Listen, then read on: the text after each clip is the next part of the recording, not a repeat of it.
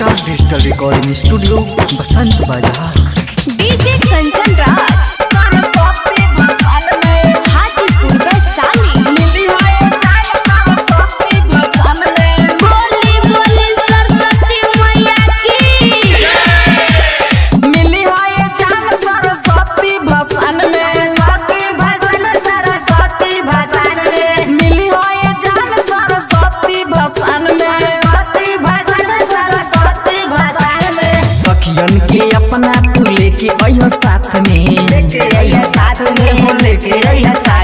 मिली है ये जान सरस्वती भसान में। सरस्वती भसान में मिली है ये जान सरस्वती भसान में।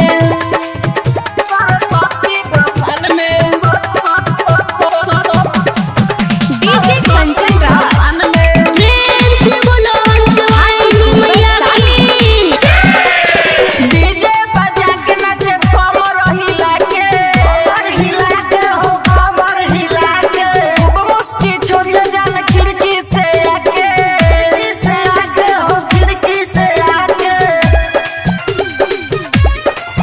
हाँ डीजे बजा के नाचे कमर हिला के खूब मुस्की छोड़ियो जान खिड़की से आके।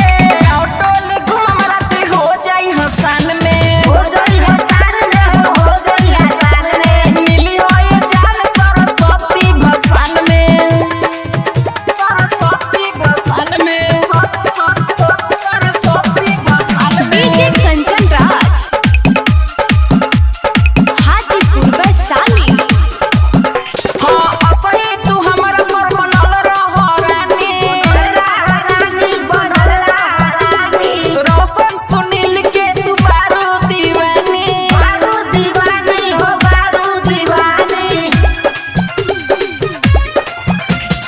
असही तू हमरा पर बनल रह रानी। रोशन सुनील के तू बारू दीवानी। लाल पियर अबीर लगाई बिना तोहरा गाल में। मिली हो ये जान सरस्वती भसान में। मिली हो ये जान सरस्वती भसान में। सखियन के अपना तू लेके अइह साथ में।